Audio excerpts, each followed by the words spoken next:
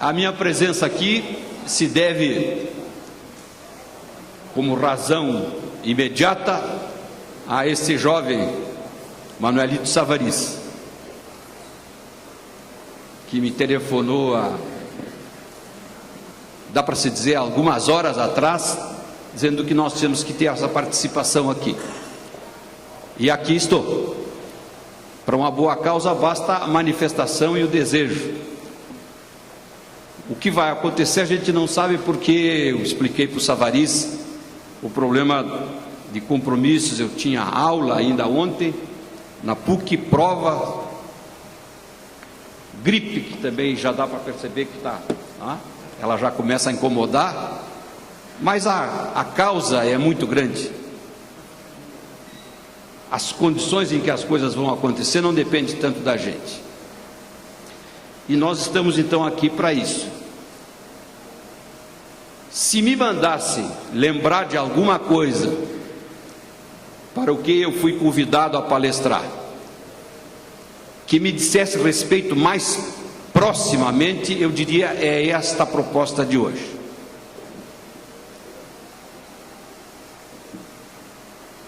Em função da minha vida acadêmica, eu tenho dificuldade de separar a linguagem, a tônica das falas, mas a motivação é sempre a mesma. E eu me lembrava, quando o Savarys me falou sobre a responsabilidade social, o social, de que um cidadão há muito tempo lembrava, ele era acadêmico, doutor e santo, Santo Tomás de Aquino. Ele dizia que só tem 3 tipos de pessoas que estão dispensadas do social. Só 3 pessoas estão sem compromisso com o social. E ele classificava: os loucos, os náufragos e o ermitão. O louco porque perdeu a razão, então ele já nem sabe que motivo poderia ter para se preocupar com o social. O náufrago, que ficou sozinho, solitário naquela ilha lá no meio do mar, que então não tem opção. E o ermitão é aquele que descobre o meio de falar com Deus, então se enfia no meio do mato, deixa crescer a barba e o resto para ele não interessa. Então, não sendo nem louco, nem náufrago e nem ermitão, tem que ser uma entidade social. Não tem como a pessoa viver isoladamente, solitariamente. Todos os desafios do homem para provar isso têm sido quase que insuficientes. Nós hoje não vivemos mais no Rio Grande do Sul, por exemplo, no nosso caso aqui, em que em 1940 a população rural era 60%. A população urbana, 30%, 40%. Hoje nós estamos com 84% da população urbana. Quer dizer, as pessoas não vivem mais lá fora, porque está tudo melhor aqui do que lá fora. Não, aqui está pior do que lá fora. Mas viver mal, mas viver no meio das pessoas é muito melhor do que qualquer outra coisa. Enfrenta-se qualquer tipo de problema, fome, tudo. Então, definitivamente, não precisa que os filósofos repitam isso, que a gente vá ler o que diziam em outras épocas, é que nós somos seres sociais. E como seres sociais, somos seres políticos. Políticos não de política partidária, político de polis. Somos homens do urbano, do contato.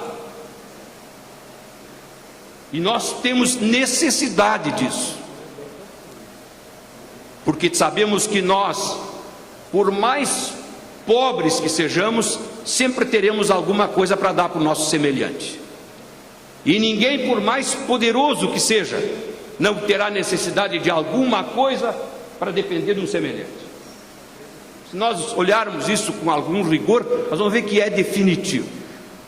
Então, todas as coisas que acontecem envolvendo a criatura humana, o homem ou a mulher, são coisas com razões sociais muito próximas.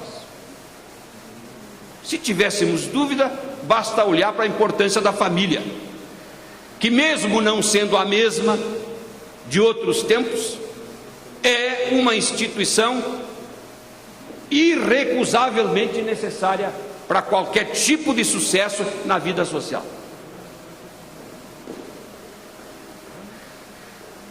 Os índios que habitavam os Andes, os Ayamaras, costumavam dizer que a nossa vida é uma vida que se desenvolve em busca da felicidade. Nós queremos ser felizes.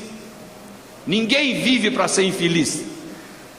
O tamanho, as condições dessa felicidade é que podem ser diferentes, mas nós buscamos a felicidade. E os índios diziam, pela sua experiência, para se ser feliz é preciso que a gente consiga realizar as 7 formas de harmonia de vida. Nós, para sermos felizes, precisamos estar harmonizados com o passado, sem remorso. Nada me castiga, nada me pune, não tenho remorso. Harmonia para o futuro, que é sem medo do futuro, se considerando sempre preparados para as coisas que venham a acontecer, porque mesmo que eu não esteja lá, eu estou preparando esse futuro. Ele não é construtível, mas ele pode ser ajudado nas suas soluções. Então eu tenho que ter consciência, para ser feliz, de que o que eu estou fazendo é uma forma de ajudar o futuro. E se eu quiser ser egoísta, eu digo o futuro do meu filho, futuro do meu neto, futuro do meu bisneto, mas é o futuro. Essa é a segunda harmonia. A terceira harmonia é a harmonia para cima. Por mais inteligente que eu me ache, mais cientista, mais filósofo, eu sempre vou esbarrar em alguma coisa que eu não consigo compreender. E então eu tenho que me vencer na minha vaidade pessoal e dizer, tem que existir uma energia, tem que existir um ser superior, porque senão não poderia ter acontecido tudo isso, deles nos legarem essa riqueza natural que nós temos. E é Deus, harmonia com Deus, com o ser superior, seja lá o que for na cabeça de cada um, mas o objetivo é esse. Harmonia para baixo, nós temos que respeitar a terra, porque a terra é o único lugar que nos dá realmente alguma coisa. Tudo mais é transformação. Só produz-se mesmo é pela natureza, pela terra, os alimentos que nós comemos. A harmonia para o lado esquerdo, que é o lado do coração, que é aquele que deve manter a nossa felicidade garantida pela maneira como eu vivo com a minha família, como eu trato os meus amigos, que amigos às vezes, e normalmente até, parece que são mais úteis do que aqueles parentes de sangue que cumprem uma formalidade. Não quer dizer que os meus irmãos não sejam boas pessoas, mas quer dizer que nós temos, todos nós, grandes amigos. Cuidemos dos nossos amigos, assim como nós cuidamos da nossa família. Aquele vizinho que tem a casa perto da minha, a quem eu peço socorro quando preciso.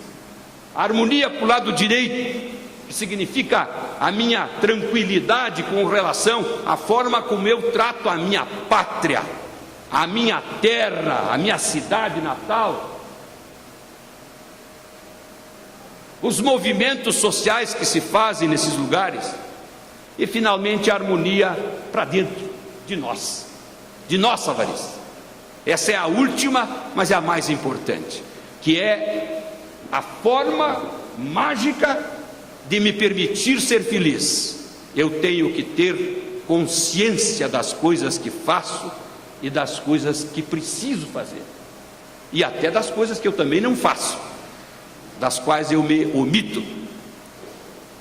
Este conjunto de coisas, de valores, estes ensinamentos dos Ayamaras, índios andinos, representam o quê? As razões que nós encontramos, que às vezes são razões interesseiras, de procurar andar pelo caminho que vai me levar à felicidade, que é o que todos nós queremos. Isto não é uma lição que se aprenda de um dia para o outro, e nem é uma lição reservada para uma determinada geração. Então, quando nós nos reunimos aqui, hoje, pessoas vindas de lugares diferentes, às vezes longínquas terras, com outros núcleos comunitários, com outros plurais humanos, isso não nos impede de encontrarmos razões comuns para fazermos as mesmas coisas. E isto não é nada mais nem nada menos que as raízes plantadas nos movimentos sociais. Eu individualmente não vou alcançar muita coisa, mas eu socialmente posso ser mais um pedacinho de força, de uma energia que vai resolver grandes problemas. Os movimentos sociais são aqueles que buscam, identificam e realizam as transformações. E através de um processo tão longo e que exige tanta paciência, que nós às vezes não nos apercebemos das mudanças que já estamos realizando, pela ânsia de querermos que as coisas se modifiquem de um momento para outro, como se fosse um milagre sem causa. E os movimentos sociais não produzem milagres sem causa. Os movimentos sociais são o resultado das transformações com causas, com motivos. Por isso que, se perguntarem para alguém o que é cultura, e nós temos a pretensão, Savarez, de termos uma identidade cultural mais ou menos bem visível, mas mesmo assim nós precisamos ter a modéstia necessária para dizer que aquilo que parece que fui eu que fiz é resultado de um processo histórico e cultural e muito lento. A hora em que eu imaginar que eu é que sou o produtor, o protagonista principal dessas transformações que nos aproximam das soluções dos problemas sociais, eu já sou um desajustado do movimento social. Então, por causa de tudo isso, eu quero convidar, com esse calor maravilhoso,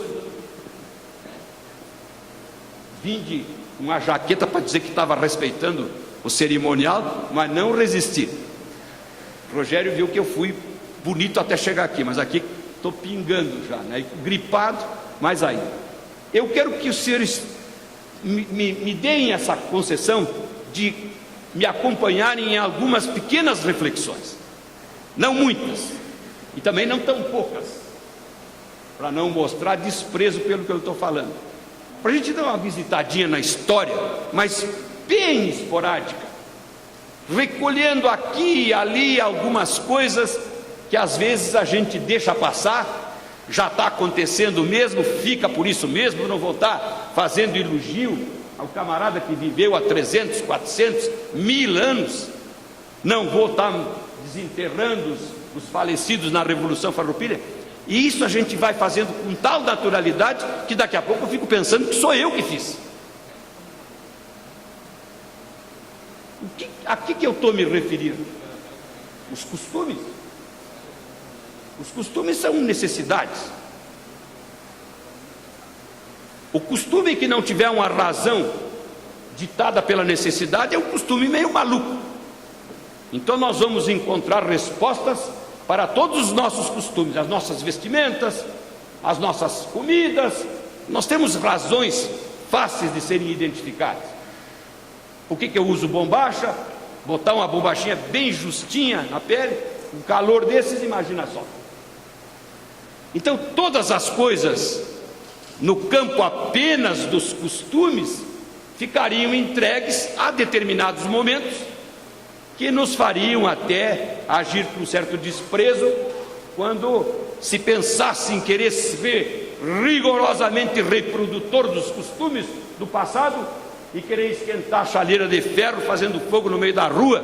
No nosso tempo não dá, não há tempo para isso, não há essa possibilidade. É um belo costume, mas que precisa ser ajustado às condições de vida mais atuais.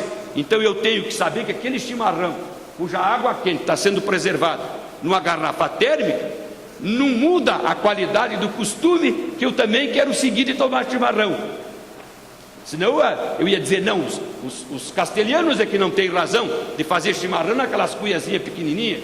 Eles haverão de estar dizendo assim, são os preguiçosos, ficam enchendo uma cuia de chimarrão de 1 litro d'água para ficar o dia inteiro.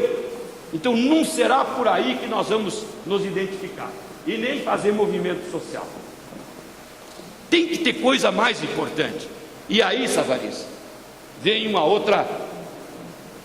outro questionamento que eu também sempre me faço, de dizer que o que é a história, afinal de contas?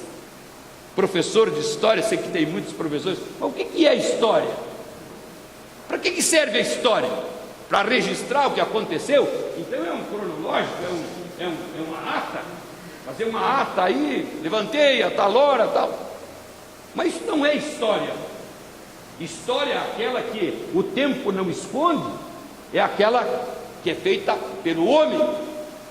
Ninguém viu falar em história de rato, de camundongo, de tatu, porque eles não fazem história, é tudo igual. A formiguinha da Argentina é igual à nossa formiguinha, e a comunicação é a mesma, mas nós somos homens e pensamos, então temos ideias diferentes, e essas ideias realmente é que podem ser seletivas e fazer com que algumas ideias sejam ideias históricas pela sua importância. O que é a ideia histórica pela sua importância? É aquela que vence o tempo e parece que está sempre jovem.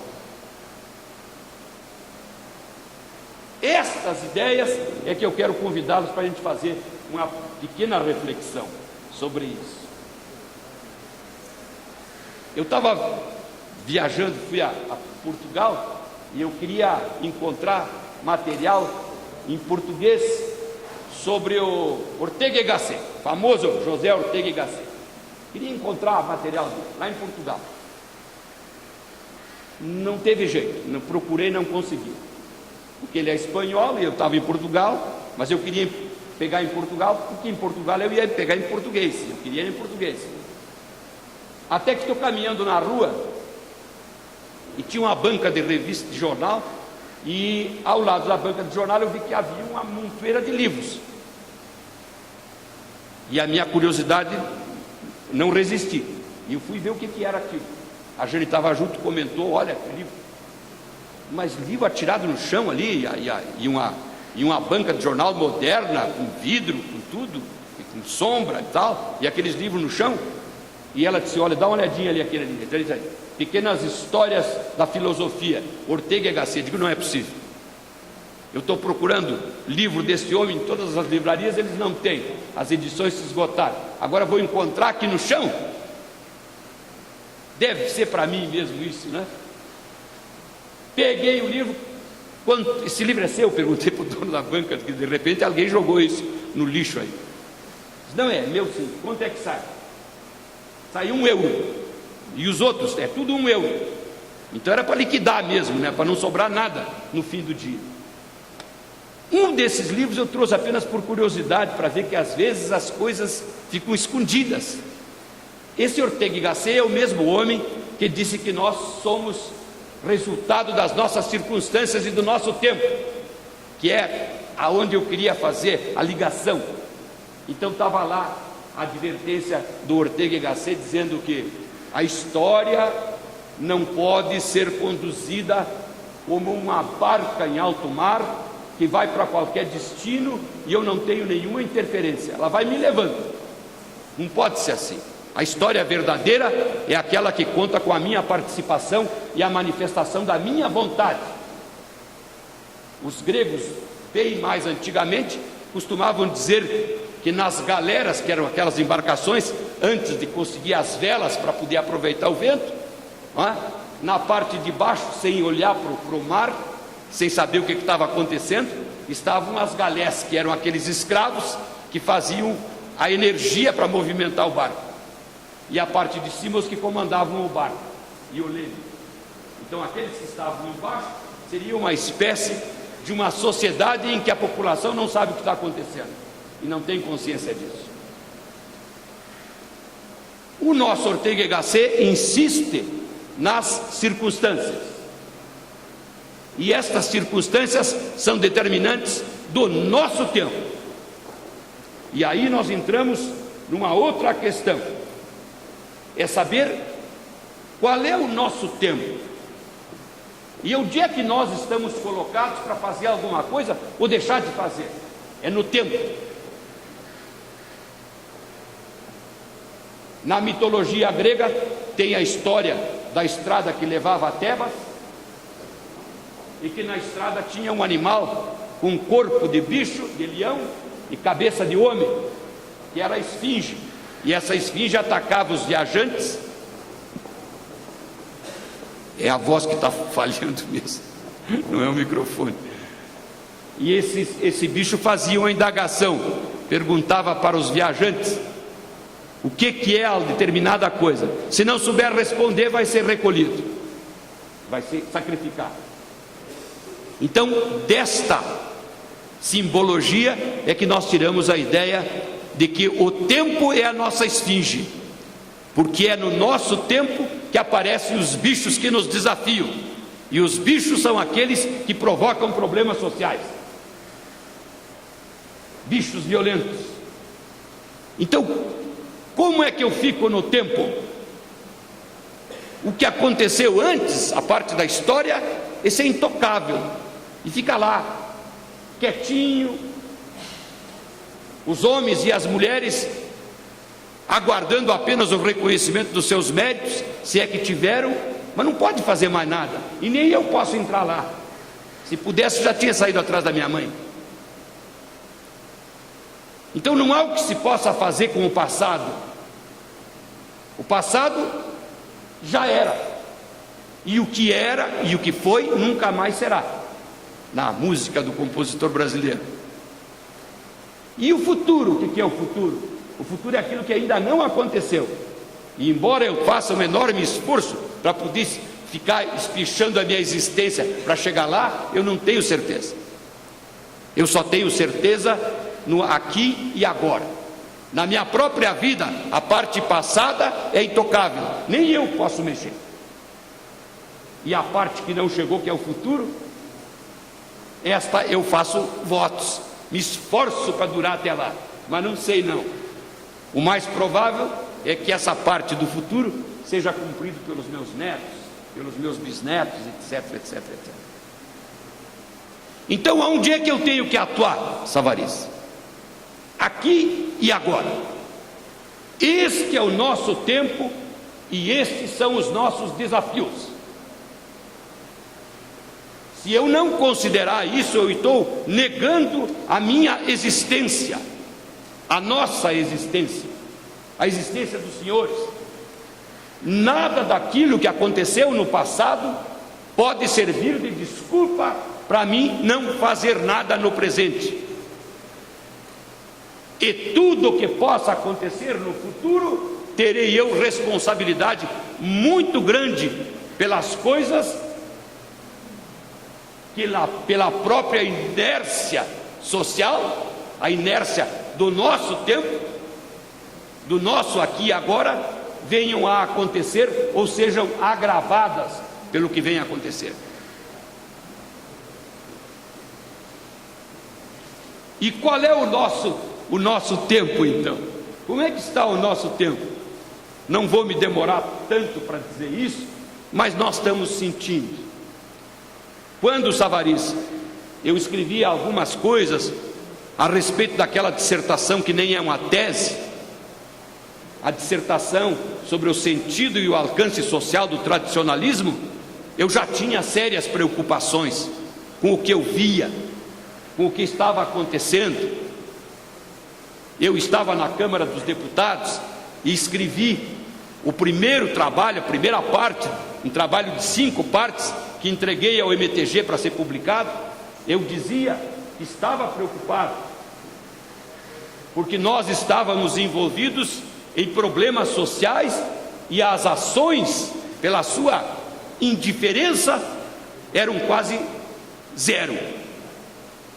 Não havia nada acontecendo. Então eu comecei. E tem que começar de forma mansa, para não assustar as pessoas. O que eu tenho que fazer para ajudar a mudar? Conversar com o meu semelhante, conversar com o Savariz, conversar com os meus amigos, conversar com os meus familiares, com os meus filhos, trocar ideias. Isso está mal encaminhado, isso não vai levar a bom lugar, isso está errado. E isso vale para as drogas, isto vale para a violência, isto vale para o enfraquecimento das raízes familiares, isto vale para o desrespeito com os mais velhos. Isto vale para tudo e vale também para a corrupção. Só que esta, na sociologia dos crimes, bate com muita vantagem todas as outras, porque essas ações de corrupção, de desonestidade, são a negação de todos os valores pelos quais nós nos batemos. O movimento não tem a pretensão de ser um sindicato trabalhista, movimento tradicionalista.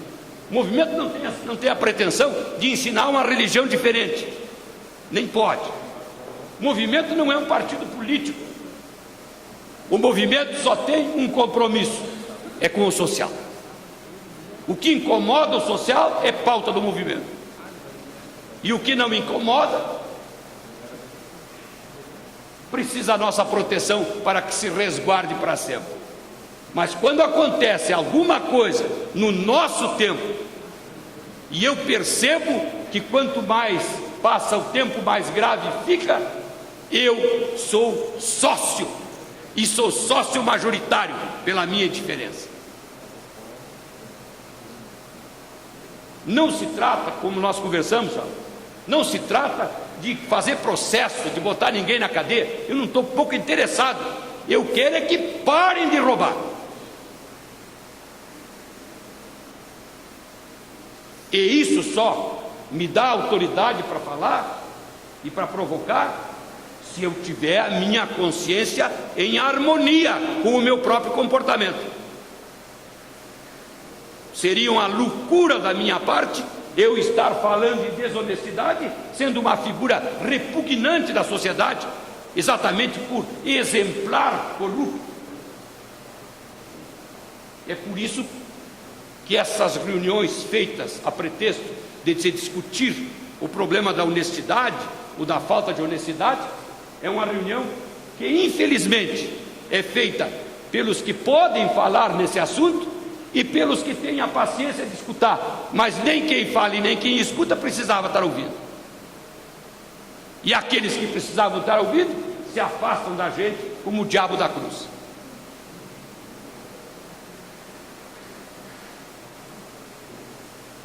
Meu amigo Savarys, a gente, quando não tem muita consistência nas coisas que diz, procura se socorrer de algumas coisas, mesmo que esparsas. Houve um determinado momento, professora, no século XIV, no ano de 1596 a 1650, em que um cidadão, professora, disse uma coisa muito interessante. Ele disse: penso, logo existo.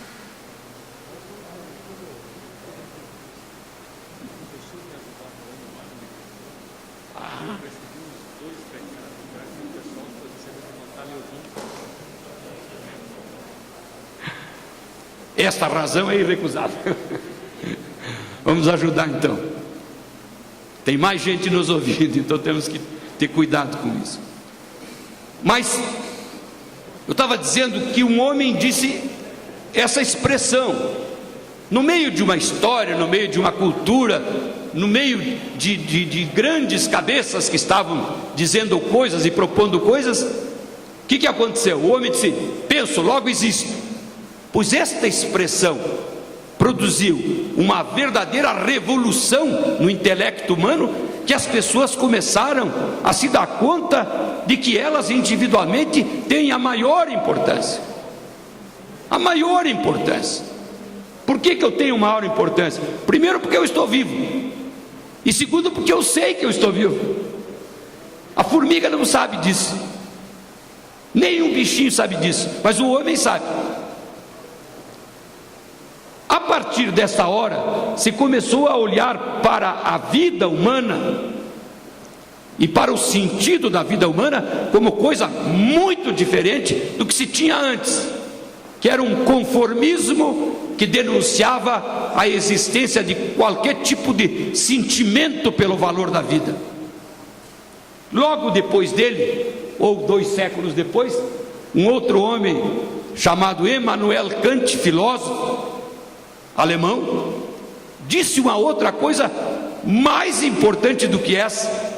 Vejam, a frase é essa: penso, logo existo. E isso foi martelando a cabeça do homem. Aí aparece o Immanuel Kant e diz assim: a coisa tem preço, o homem tem dignidade. Somando-se essas duas afirmações, com um espaço de 2 séculos de diferença, nós começamos a perceber que o próprio homem começou a se dar conta da importância do seu papel, a importância das suas ideias, acordadas por isso. E isso não aconteceu esporadicamente numa cabeça só, isso foi se reproduzindo, embora todas as dificuldades de comunicação que havia na época. Melhorou? Melhorou. Se nós olharmos então para cada uma dessas épocas, nós vamos verificar que movimentos como esse que nós estamos fazendo no tradicionalismo sempre existiram, com outros nomes, com outras classificações, com outros objetivos, mas querendo a mesma coisa: melhorar a qualidade de vida da humanidade. Então nós tivemos na primeira parte o chamado humanismo, século XIV. No século XV, renascimento, que era a releitura dos clássicos gregos. Começaram a reler aquilo que os gregos tinham escrito, a República de Platão, a Política de Aristóteles, e começaram, dentro desta visão humana de valor da vida, de razão da vida, começaram a perceber que aquilo não eram experiências apenas dos gregos, mas eram realidades constituídas de valores que não são importantes por serem antigos, mas são importantes por serem eternos.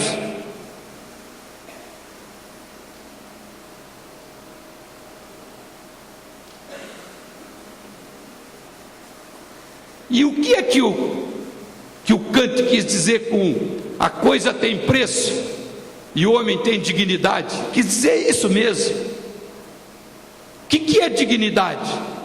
A nossa Constituição, para aqueles que trabalham com a Constituição, sabe que entre os fundamentos do Estado brasileiro, com a Constituição de 88, estão relacionados. O quê? Primeiro fundamento: soberania. O ser humano é soberano, ele é o centro das coisas que acontecem aqui. Foi feito para os que acreditam à imagem e semelhança de Deus. Ele pensa, ele tem sentimento. Então o que é essa tal de dignidade que faz parte no inciso 3º do artigo 1º da Constituição como fundamentos da sociedade brasileira? Dignidade humana. O que é essa dignidade humana?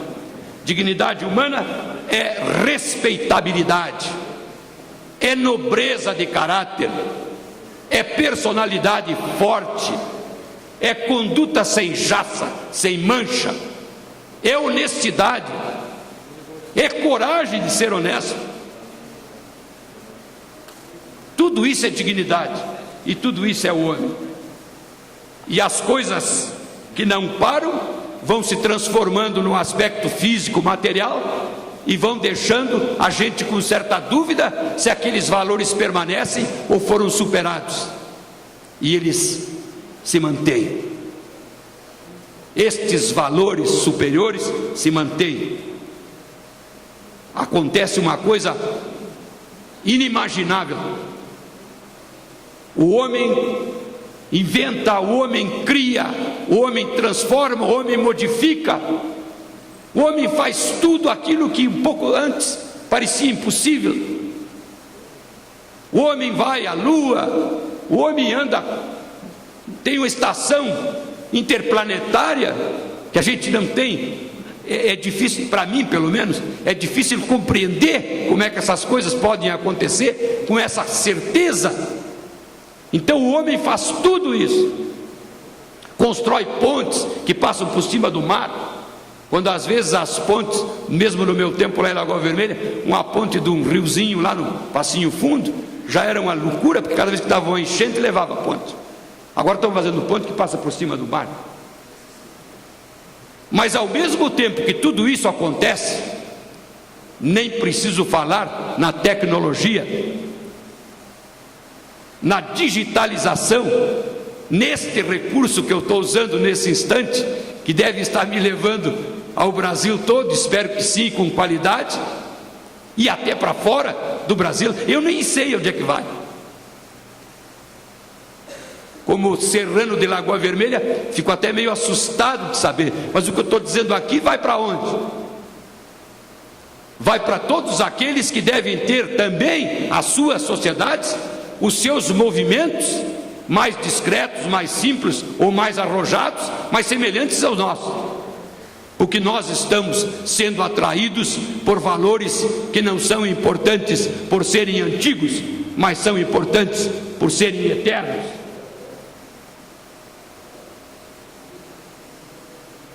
Francisco Otaviano é um cara que sempre me impressionou, principalmente pelo verso dele. Era um poeta lá do Rio de Janeiro, Francisco Otaviano. Ele foi quem fez esta maravilha de descrição, que é uma espécie de provocação para a nossa consciência. Ele dizia: quem passou pela vida em branca nuvem, em plácido repouso adormeceu. Quem não sentiu o frio da desgraça, quem passou pela vida e não sofreu, foi espectro de homem, não foi homem, só passou pela vida e não viveu. É irrepreensível, mas demonstra a necessidade absoluta, não para que eu não perca o caminho dos meus problemas, mas para que eu não esqueça que os meus problemas são também aqueles dos meus próximos, dos meus semelhantes. Quando eu me coloco como dono do campinho, eu estou cometendo aqueles erros que foram em outras épocas causadores de tantas injustiças, que é aquela ideia de pensar que Deus me colocou aqui para ser o dono do mundo. É como pensavam os reis, e até diziam que estavam ali por recomendação divina. Na verdade eram apenas pessoas. E agora um assunto que eu faço questão de tocar, mesmo que eu faça com certo cuidado, diminuo a velocidade da redação para não ser mal interpretado. O Savary já escreveu páginas e páginas a respeito disso. Eu também já escrevi alguma coisa, mas não tenho como a minha ideia a mais absoluta. Mas como eu tenho um irmão marista que é muito meu amigo e que é um desmanchador de palavras, ele vai na raiz da palavra e estraçalha, e aí quando ele entrega para a gente o resultado, ele diz: olha, isso foi resultado disto e mais isso. E eu disse para ele: tradição. E ele me pediu um prazo e veio de lá com aquilo que eu não consigo responder. Então eu estou aceitando, e me parece muito razoável. Ele disse que tradição, que seria de onde nós tiramos o tradicionalismo, que já é uma tradição em movimento, em ação, mas ele diz: tradição, este é o importante. Significa a junção de dois verbos: trans, que significa trazer, trans, e dare, que significa entregar. Então a tradição é esta operação que significa ou trazer e entregar. Eu trago do passado a visão do mundo, as lições aprendidas, as experiências feitas, e entrego para os meus filhos, de preferência com a mesma qualidade que eu recebi. Trans e dar. É isso.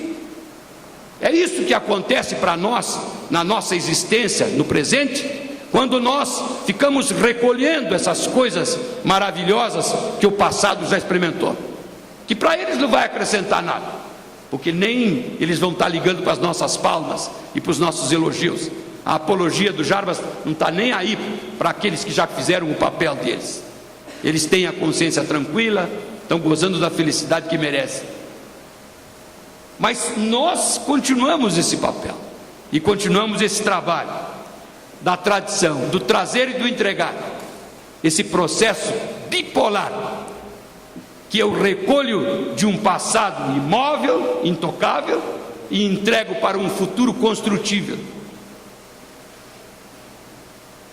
Obviamente, não adianta eu ficar insistindo na chaleira de ferro e fazendo fogo no meio da rua, porque não vai pegar mais.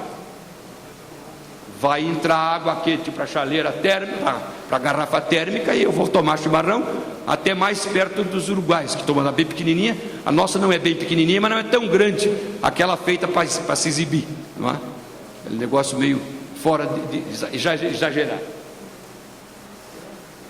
Savariz, quando você me pediu, que você me sugeriu a orientação da palestra, eu procurei saber o que estavam pensando no seu tempo sobre o mesmo assunto, a corrupção, a honestidade, desonestidade. O que estavam pensando aqueles que foram líderes em outras épocas?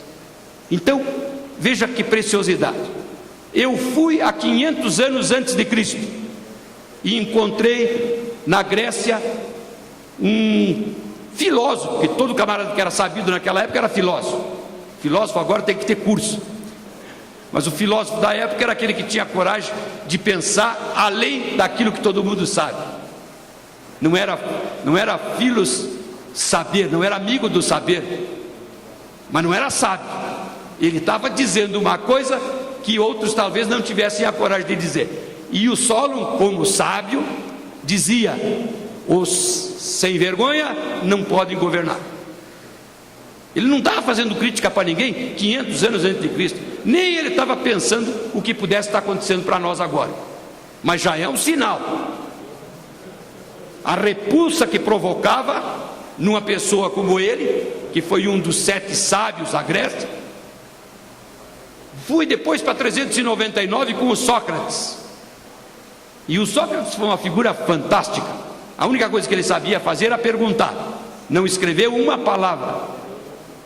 Tudo que se diz dele foi o que o Platão escreveu depois, e aí eu fico na dúvida se foi o Platão que pensou aquilo, se foi, porque o Platão foi um teórico acadêmico, ele nunca fez experiência de vida nenhuma, e nem sei se aquilo que o Aristóteles disse depois do Platão, na sua política, que era absolutamente científico, até dizem que foi o primeiro cientista político, porque ele examinou a organização da vida das cidades gregas em 148 experiências diferentes.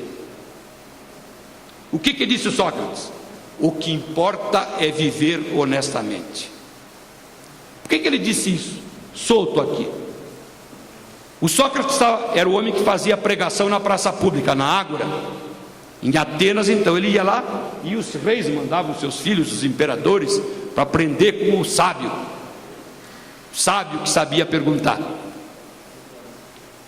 E o Sócrates foi acusado pelos seus adversários da época de ser um corruptor de menores, e a denúncia contra ele foi transformada numa sentença de morte. Ele foi condenado à morte. Sócrates, sábio, porque ele estava ensinando os jovens a pensar, principalmente naquela coisa de colocar a limitação da existência dos deuses, só reconhecidos aqueles que eram os deuses das autoridades. Era essa a pregação que ele fazia, dando a liberdade de acreditar ou não para os jovens. E aí, condenado à morte, foi um absurdo, porque ele era um homem que tinha imagem internacional para a época. E aí resolveram de encontrar uma solução para poder escapar desse constrangimento da condenação. E aí sugeriram para ele que ele mesmo dissesse qual seria a pena mais razoável para ele. Eu não. O problema é dos senhores que estão me julgando. Eu tenho consciência tranquila de que não fiz nada errado. Não, mas uma sugestão de fugir, a guarda faz vista grossa e ele vai embora e não volta mais aqui, não. E insistiu no não, e aí tiveram que dar para ele a cicuta. Ele tomou a cicuta e morreu em praça pública. Esse foi o homem que disse: a vida só tem valor se for vivida honestamente. E ele até explicava antes de morrer. Ele dizia: por que vocês estão tão preocupados comigo? Do que vai acontecer lá do outro lado? Se lá do outro lado eu vou me encontrar com as pessoas mais queridas da minha vida, qual é o problema? E se não for assim, como a gente imagina, eu vou dormir. E tem coisa melhor do que dormir? Não se incomodar? Com essas observações jocosas e provocantes dele, ele tomou cicuta e morreu mesmo. O Platão, o que disse? O Platão disse, 370 a.C., o homem pode ser divino ou selvagem, depende da sua educação. O Aristóteles, o que disse? Esse então é um retratinho para os dias de hoje. O homem deve servir de exemplo ao cidadão. O homem público. O homem público deve servir de exemplo aos cidadãos.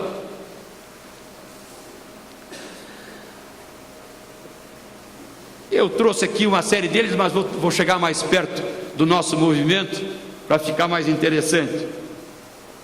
Consta que os imperiais estavam reunidos em Dom Pedrito, discutindo com os republicanos, éramos nós, sobre a pacificação. Estavam discutindo as cláusulas da pacificação. E aí resolveram de mandar representantes à corte no Rio de Janeiro, e o Antônio Vicente da Fontoura foi o nosso representante, e o Caxias mandou o seu representante. E a primeira mensagem que veio de lá, do nosso representante, foi de quê? As dificuldades que encontro não é discutir as cláusulas da pacificação, e sim de tratar com homens adestrados na corrupção.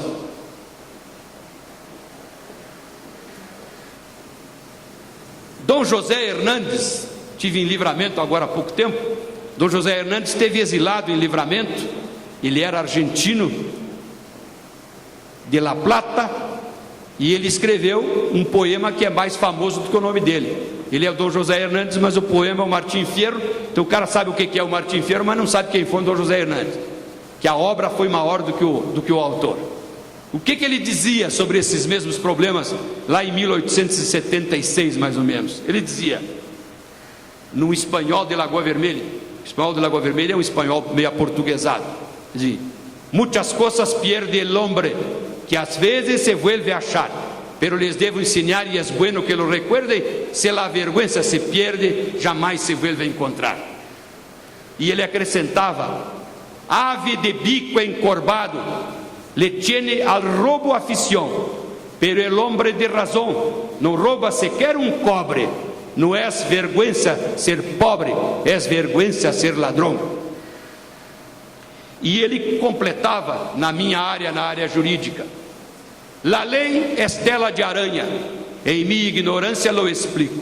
No la teme el hombre rico, nunca la teme el que manda, pois la rompe el bicho grande e solo enreda los chicos. 1876. O Rui Barbosa, no início do século 20, que foi o século de todos nós, todo mundo aqui, menos aquele jovem ali assim, todo mundo tem mais de 11 anos, então todos nós somos do século 20. E o Rui Barbosa era candidato à presidência da República, concorreu 3 vezes, fez campanha 3 vezes, não se elegeu nunca. Ele costumava escrever, e usava principalmente na oração aos jovens, que vejam que todo advogado gosta de se socorrer disso. Quando o discurso está meio periclitante, ele bota esse verso do Rui Barbosa, e aí já a coisa muda de figura. E ele dizia, o Rui Barbosa: de tanto ver triunfar as nulidades, de tanto ver prosperar a desonra, de tanto ver crescer a injustiça, de tanto ver agigantar-se o poder nas mãos dos maus, o homem parece desanimar-se da virtude. rir-se da honra e ter vergonha de ser honesto. João Neves da Fontoura fez a Revolução de 30, em 33, decepcionado com a Revolução, que tinha se desencaminhado, se exilou em Buenos Aires e escreveu um livro. Título do livro: Acuso. E nas páginas do livro ele dizia, em 1933, o Brasil atravessa um período de invernia moral. Armando Câmara foi o primeiro diretor da Faculdade de Direito da PUC, eu fui o 13º.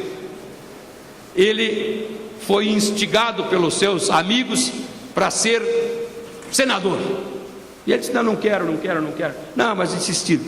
Então aceitou. Se elegeu e foi para o Senado. Ficou menos tempo do que eu fiquei no Internacional na presidência. E saímos pelas mesmas razões. Ele voltou para cá e se apresentou na cátedra, não é? Como professor lá na PUC. E aí a primeira pergunta que fizeram para ele é: como é que o senhor se sente, senador? E ele respondeu, era um homem muito fino, mas nesta hora ele achou que finura demais não traduziria o que aconteceu. Ele disse: sinto-me como quem emerge de uma cloaca.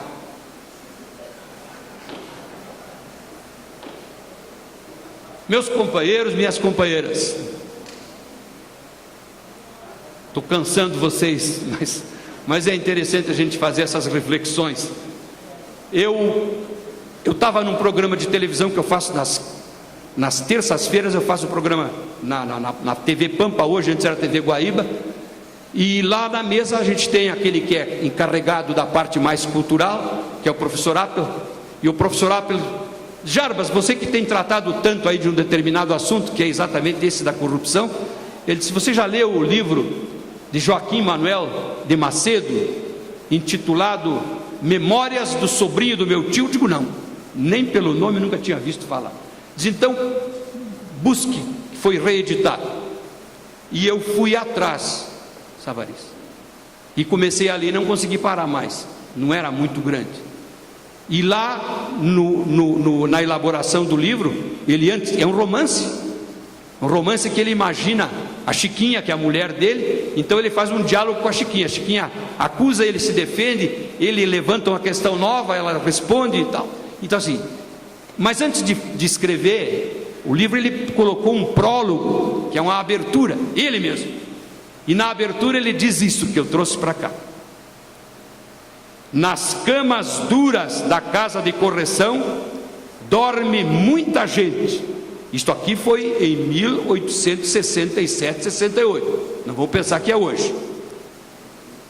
Então, na casa de correção dorme muita gente que é menos vil e menos criminosa do que muitos que se deitam livremente em colchões fofos e macios, em cobertas de seda para passar a noite, e de dia zombam da consciência pública, ostentando a opulência mal adquirida no mundo político. Pulam de partido em partido, não tendo crenças nem fé, subindo cada dia mais, explorando a fortuna pública, rindo-se de todos, enganando a todos, sem se incomodar com o povo. 1687.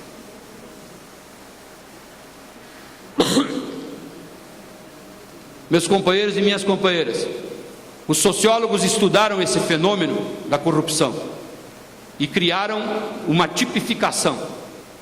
E qual é essa tipificação? Dizem os sociólogos: existem 3 tipos de criminosos da honestidade. Os que roubam para sobreviver. A gente fica até meio constrangido de dizer que tem gente que rouba porque não tem outra solução, não encontra outra solução, está desempregado. Então a gente não tem autoridade moral para poder falar mal desse tipo de pessoa. Tem aqueles que roubam para viver, que em vez de trabalhar resolvem roubar. Então é uma opção, esses não têm desculpa. Agora vem o terceiro tipo, são aqueles que não roubam para sobreviver, que não roubam para viver, roubam para enriquecer. Esses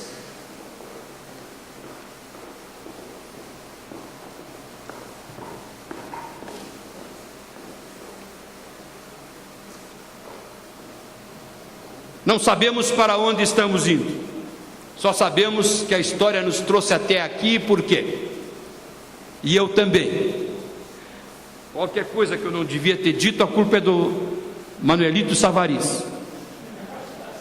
E todas as coisas que eu disse que as pessoas não concordaram, é culpa do Manuelito Savariz. E coisas que eu disse, mas que os companheiros e companheiras estiverem de acordo, aí fui eu que disse. Estou brincando, sei que ele pensa como eu também.